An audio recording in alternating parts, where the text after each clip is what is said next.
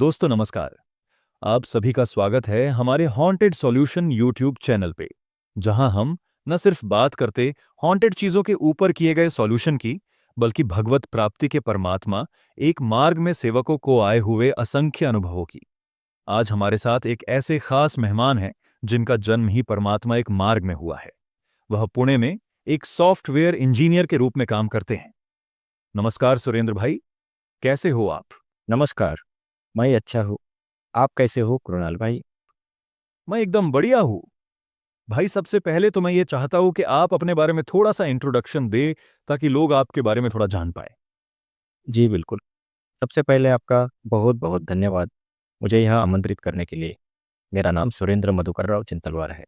मेरा जन्म महाराष्ट्र के वर्धा जिले में हिंगणघाट नाम के एक छोटे से शहर में हुआ था, लेकिन सन 2003 से मैं पुणे में रह रहा हूँ।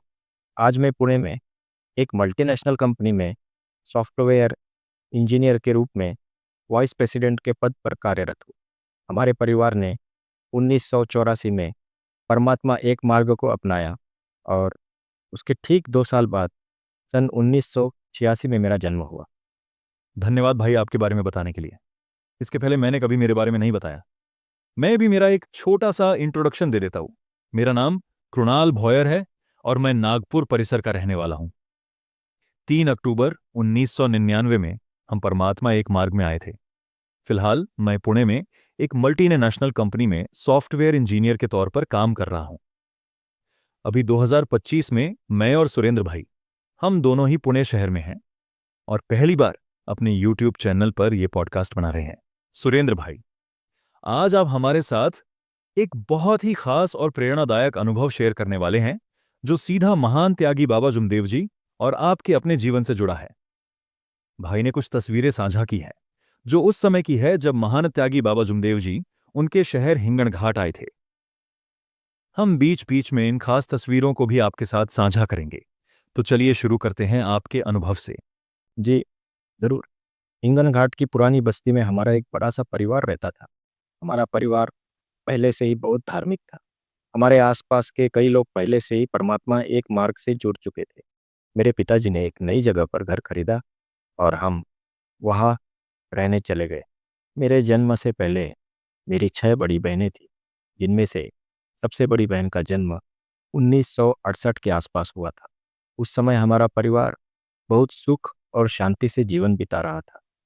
ये तो बहुत ही अच्छी बात है, लेकिन कहते हैं ना कि खुशियों को किसी की नजर लग जाती है। आपके परिवार के साथ भी ऐसा ही कुछ हुआ? तो किस तरह से दुखों का प्रवेश आपके घर में हुआ? जी हाँ, कहते हैं ना कि किसी की खुशी को शायद किसी की नज़र लग जाती है। हमारे परिवार के साथ भी कुछ ऐसा ही हुआ। शायद किसी ने हमारे सुख को बर्दाश्त नहीं किया और हम पर एक बाहरी बाधा का मतलब जादू टोना का वार किया गया, जिससे हमारे जीवन में दुख का काला साया छा गया। यह दुख मेरे परिवार पर सबसे पहले मेरी सबसे बड़ी बहन के माध्यम से आया। सन 1972 से हमारे परिवार पर दुखों का पहाड़ टूटना शुरू हो गया। उस समय मेरी बहन सिर्फ 4 साल की थी और उसे शारीरिक पीड़ा होने लगी। अगले 3 साल तक उसने जिस असहनीय कष्ट को सहा, उसे शब्दों में बयान करना मुश्किल है। उसे अक्सर तेज बुखार आता और एक ऐसा भयानक खांसी का दौरा पड़ता था जो रुकता ही नहीं था। उसके पेट में हमेशा तेज दर्द होता था और वह दर्द इतना असहनीय था कि वह छोटी बच्ची उसे सहन नहीं कर पाती थी। उस 4 साल की बच्ची पर इतने दुख एक साथ आ पड़े थे कि वह भगवान से अक्सर प्रार्थना करती थी कि वह उसे अपने पास बुला ले। उस पीड़ा के कारण उसे जीवन जीना भी मुश्किल लग रहा था। डॉक्टरों को बहुत दिखाया गया, दवाइयाँ भी दी गई, लेकिन उनसे सिर्फ कुछ समय का आराम मिलता और फिर स्थिति पहले जैसी हो जाती थी। 4 से 7 साल की उम्र तक मेरी बहन इतनी दुखी और परेशान हो चुकी थी कि उसे यह जीवन एक बोझ लगने लगा था। वह अपने माता-पिता और भगवान से मुक्ति की भीख मांगती थी। उसका कष्ट दिन-ब-दिन बढ़ता गया। शौच के दौरान खून आने लगा और उसके पैरों में सूजन रहने लगी। वो इस तरह तड़पती थी जैसे पानी से बाहर निकाली गई मछली तड़पती है। आखिरकार 3 साल तक दुख सहने के बाद मेरी बहन ने 7 साल की उम्र में यानी 1975 में अपनी अंतिम सांस ली। यह सुनकर बहुत दुख हुआ। आपकी बहन की मृत्यु के बाद क्या हुआ? दुखों का सिलसिला वहीं पे रुका या नहीं? मेरी बहन की मृत्यु के बाद 1975 से मेरी माँ को भी भयानक कष्ट होने लगे। तब हमें कहीं से पता चला कि किसी ने उसे घालक दी है। जब हमने पता लगाया तो मालूम हुआ कि उस घालक में 3 तरह के लौकी के बीज, नदी के एक पौधे का फल, सुपारी, हल्दी और कागज पर बनी गुड़िया जैसी चीज़ें इस्तेमाल की गई थी। ये सब चीज़ें कोई जान पहचान वाला ही इस्तेमाल कर सकता था। मेरी माँ को सफ़ेद पानी जाने का कष्ट शुरू हो गया और यह कष्ट लगभग 12 साल तक चला। इस कष्ट से मुक्ति पाने के लिए हमने बहुत प्रयास किए, लेकिन कोई फ़ायदा नहीं हुआ। उस समय हमने कई डॉक्टरों से इलाज करवाया और कुछ तांत्रिक मांत्रिकों के उपाय भी किए, लेकिन कहीं से भी आराम नहीं मिला। मेरी माँ दुर्गा देवी की बहुत बड़ी भक्त थी। हमारे घर के पास ही एक पुराना और बहुत ही जागरूक दुर्गा देवी का मंदिर था, जहाँ वे रोज़ पूजा करती थी। इसके साथ ही वे गजानन महाराज की भी भक्ति करती थी, उनके पारायण करती और लोगों को खाना खिलाती थी। गांव में एक काटा पंजा नाम का प्रसिद्ध दरगाह भी था, जहाँ वे रोज़ सुबह 5 बजे नहाकर शरीर को बिना पहुँचे गीले कपड़ों में 2 किलोमीटर पैदल चलकर मन्नत मांगने जाती थी। क्या इतने सारे धार्मिक अनुष्ठान करने के बाद भी उन्हें आराम नहीं मिला? जी, जब अधिक मास आया तो उन्होंने 21 सोने की गुजिया बनाई और पंडितों को दिए। गुजिया मतलब छोटा सा दिया रहता है जिसमें ज्योत जलाते हैं, क्योंकि पंडितों के कहने पर ही ये सब काम हो रहे थे। माँ को जो सफ़ेद पानी जाने का कष्ट था, उसे दूर करने के लिए जो भी उपाय बताता, वे सब करके देख चुकी थी, लेकिन कहीं भी आराम नहीं मिला। परिवार बहुत परेशान हो चुका था। यह दुख सिर्फ माँ तक ही सीमित नहीं था, बल्कि घर की 5 बेटियों पर भी किसी न किसी रूप में दुख आता जाता रहता था। लेकिन माँ का कष्ट तो स्थायी हो चुका था। हमारे पिताजी का व्यवसाय सिर्फ एक छोटा सा पान का ठेला था और इन सभी उपायों पर हमारा बहुत पैसा खर्च हो रहा था। हमारी कोई बचत नहीं हो पा रही थी। हमारा पूरा परिवार शारीरिक, आर्थिक और मानसिक रूप से टूट चुका था। हमें इस दुख से बाहर निकलने का कोई रास्ता नहीं दिख रहा था। तो इतनी निराशा के बीच कोई उम्मीद की किरण कैसे दिखी?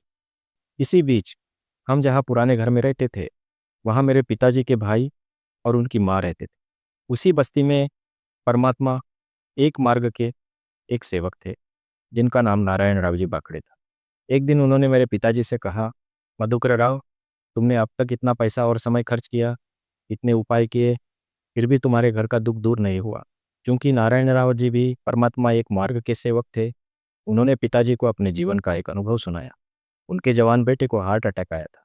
उसे वर्धा जिले के प्रसिद्ध सेवाग्राम अस्पताल में ले जाया गया, जहां डॉक्टरों ने भी कह दिया कि उसके बचने की संभावना बहुत कम है।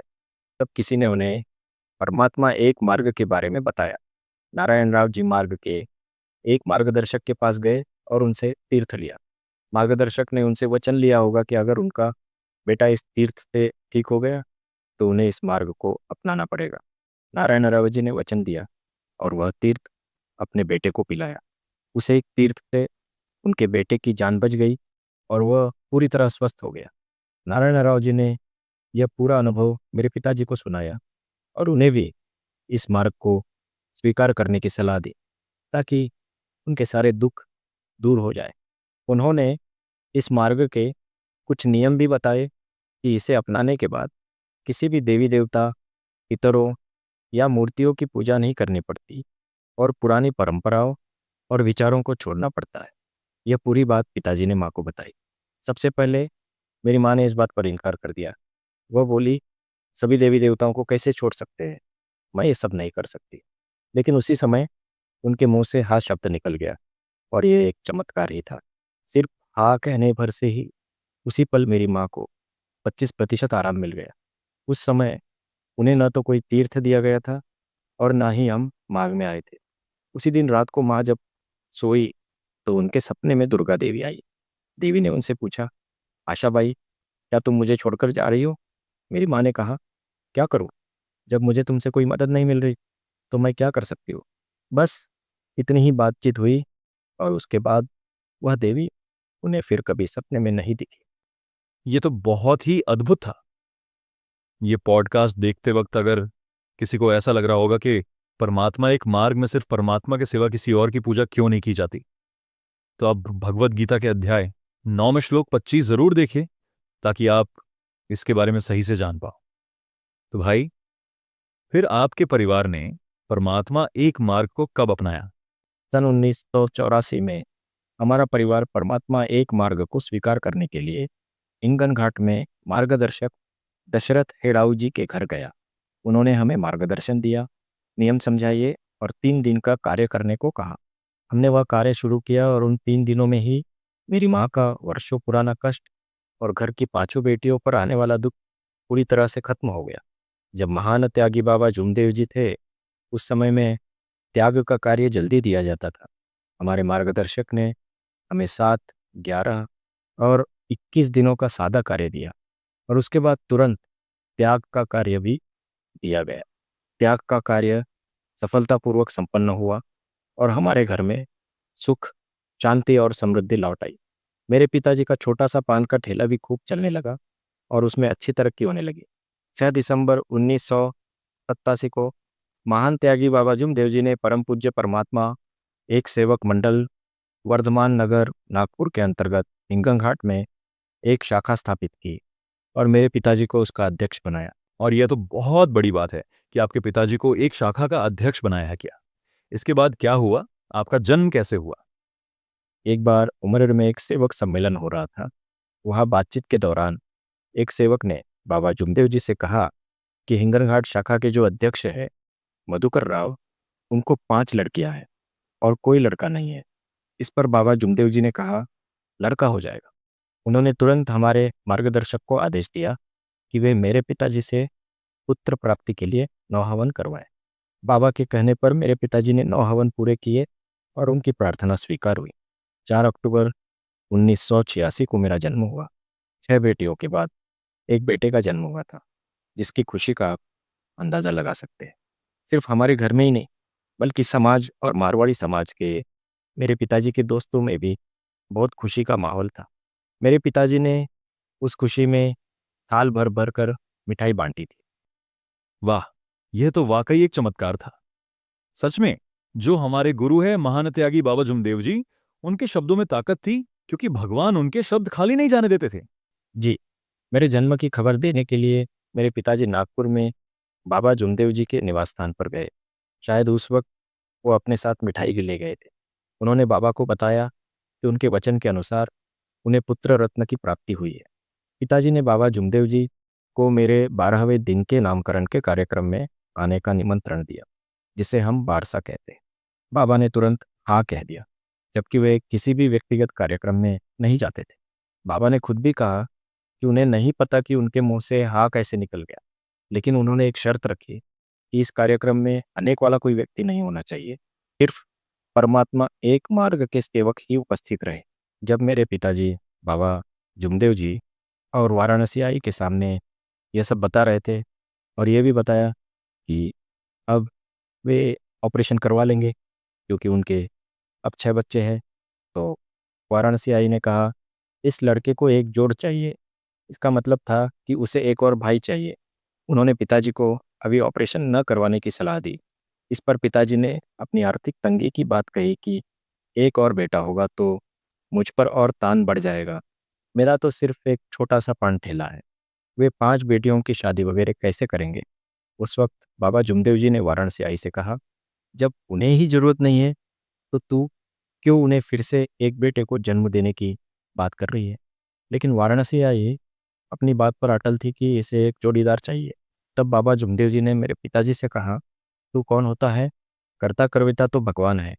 तुम्हारे हर बेटे के लिए शादी का वर खुद तुम्हारे घर चल कर आएगा। बाबा के ये शब्द आज भी मेरे दिल में गूंजते हैं और उनके शब्द सही ठहरे, क्योंकि हुआ वैसा ही जैसा उन्होंने कहा। उस वक्त वाराणसी आई ने मेरी माँ के लिए मिठाई भी भिजवाई थी, जिसे पिताजी ने घर ला कर दिया। मेरे वारसे के 2 कार्यक्रम हुए, एक सेवकों के लिए और दूसरा गांव के लोगों के लिए जो मार्ग में नहीं है। 12वें दिन जब मेरा नामकरण हुआ तो बाबा जुमदेव जी और वाराणसी आई हमारे घर आए थे। उस दिन लगभग 300 सेवक उपस्थित थे। हमारे घर के सामने सड़क पर एक बड़ा सा पंडाल लगाया गया था। कार्यक्रम के बाद बाबा ने हमारे घर पर ही रात बिताई। सुबह भोजन करते समय उन्होंने पिताजी से पूछा, मधुकर राव, कल का बचा हुआ खाना कहाँ है? पिताजी ने कहा, बाबा, आज नया खाना बनाया है। इस पर बाबा ने आदेश दिया, पहले कल का बचा हुआ बासी खाना परोसो, उसके बाद आज का नया खाना।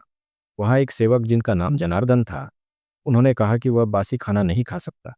इस पर बाबा ने कहा, क्यों नहीं खाओगे? यह मेहनत का खाना है, आराम का नहीं। और बाबा ने खुद वह बासी खाना खाया। उस दिन बाबा ने मेरी माँ से पूछा, यह घर आपका खुद का है क्या? माँ ने कहा, हाँ। तो बाबा बोले, यह घर छोटा लग रहा है, तुम्हारा घर बड़ा हो जाएगा। बाबा के इस आशीर्वाद के बाद हमारे घर का काम शुरू हुआ। हमारे घर की वॉशरूम की छत पुरानी टीन से बनी थी, जिसमें छेद होने के कारण बारिश का पानी अंदर टपकता था। इस समस्या को हल करने के लिए पिताजी ने वॉशरूम पर सीमेंट का स्लैब डालने का काम शुरू किया। लेकिन काम शुरू होते ही मेरे पिताजी के विचार बदल गए। उन्होंने धीरे धीरे पूरे घर की छत खोलने का फैसला किया और पूरी तरह से नए सिरे से निर्माण शुरू कर दिया। देखते ही देखते हमारा एक मंजिल का घर 3 मंजिला इमारत में बदल गया। सबसे नीचे की मंजिल की दीवारें अभी भी पुरानी मिट्टी की ही है, लेकिन उसका स्लैब और ऊपर की दोनों मंजिलें पूरी तरह से सीमेंट से बनी है। वॉशरूम की मरम्मत से शुरू हुआ काम कब 3 मंजिला इमारत के निर्माण में बदल गया, पता ही नहीं चला। उस समय बाबा जुमदेव जी ने कहा था कि हमारा घर बड़ा हो जाएगा, और ये बात सच हो गई। वाराणसी आई ने कहा था कि मुझे एक जोड़ीदार चाहिए, और उनके शब्दों के कारण ही 1.5 साल बाद 17 अप्रैल 1988 को मेरे छोटे भाई विवेक का जन्म हुआ। ये तो बहुत ही अद्भुत बात है। जो शब्द बोले थे वही हुआ। ऐसे अनुभव सुनने के बाद लगता है कि हमारे गुरु आज चाहिए थे।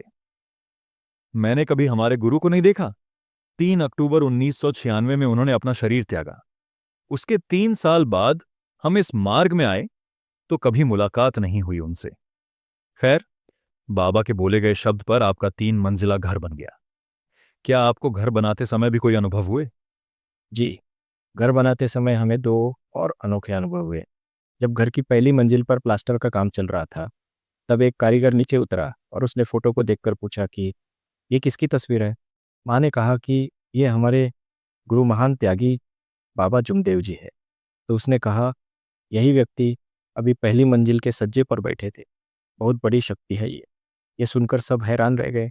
न जाने उसने ऐसा क्या देख लिया, लेकिन ये उसके शब्द थे। दूसरा अनुभव नामदेव नामक एक कारीगर से जुड़ा है, जो प्लास्टर का काम करता था। वह बहुत धीरे धीरे काम करता था, ताकि उसे ज़्यादा दिनों तक काम मिले और ज़्यादा पैसे मिले। जब मेरे पिताजी ने उसे समझाया, तो वह नहीं सुधरा। एक दिन मेरे पिताजी बहुत परेशान हो गए और उन्होंने नामदेव से कहा, नामदेव, तुम मेरी मेहनत की कमाई मुफ्त में खा रहे हो। तुम उसे पचा नहीं पाओगे। ये मेरा मेहनत का पैसा फूट के निकलेगा। कुछ ही दिनों बाद नामदेव के शरीर पर फोड़े निकलने लगे, जिनसे सफ़ेद मवाद बहने लगा। उसकी हालत इतनी खराब हो गई कि वह कपड़े तो क्या, शादी एक लंगोट भी नहीं पहन पा रहा था। जब उसकी पत्नी ने उससे इस हालत का कारण पूछा, तो उसने मेरे पिताजी के शब्द दोहराए। उसकी पत्नी पिताजी से मिली। पिताजी ने जब नामदेव की हालत देखी, तो उन्हें बहुत बुरा लगा। उन्हें समझ आ गया कि उनके शब्दों के कारण ही ऐसा हुआ है।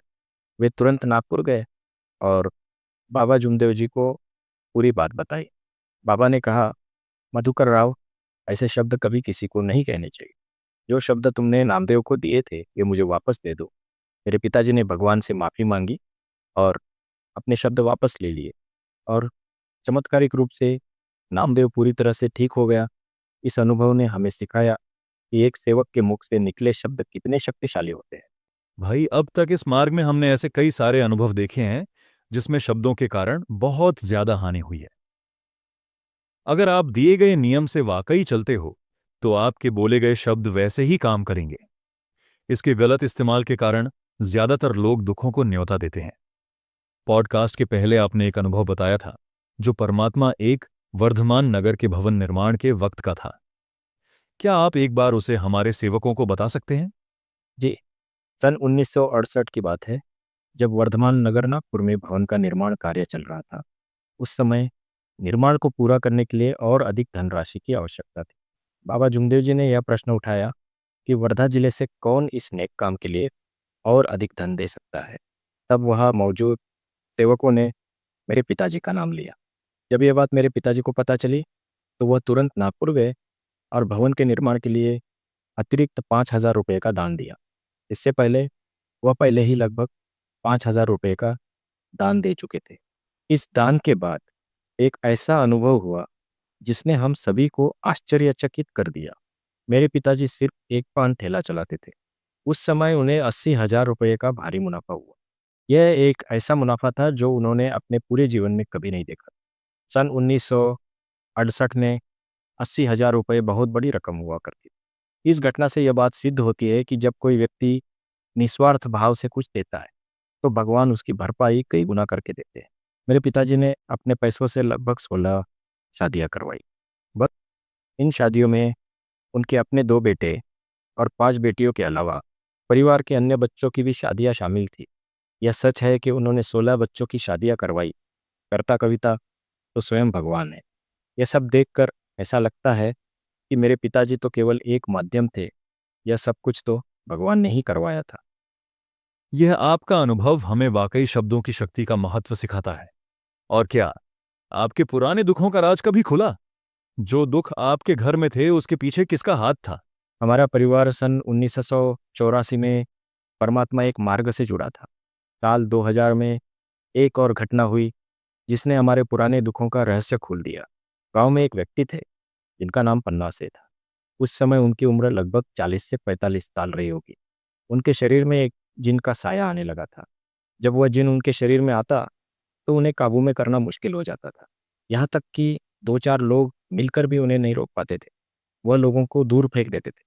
उनके शरीर में इतनी ताकत आ जाती थी। इस पीड़ा से तंग आकर वह व्यक्ति परमात्मा एक मार्ग में आने को तैयार हो गए। जैसे ही उन्होंने यह निर्णय लिया, जिन उनके शरीर में आ गया और तब उससे पूछताछ की गई। उससे पूछा गया कि तुम कौन हो? तुम्हें किसने भेजा है? तुम खुद आए हो या किसी ने तुम्हें लगाया है? तुम्हारा नाम क्या है? तुम क्यों आए हो? क्या कारण है? और कैसे आए? ऐसे कई सवाल उससे पूछे गए। उस व्यक्ति के शरीर में मौजूद जिन ने जवाब दिया, मैं 12 साल तक चिन तलवार के घर में रहा था। वह बहुत अच्छे इंसान है। मैंने उनके घर में बहुत मौज मस्ती की और बहुत कुछ खाया।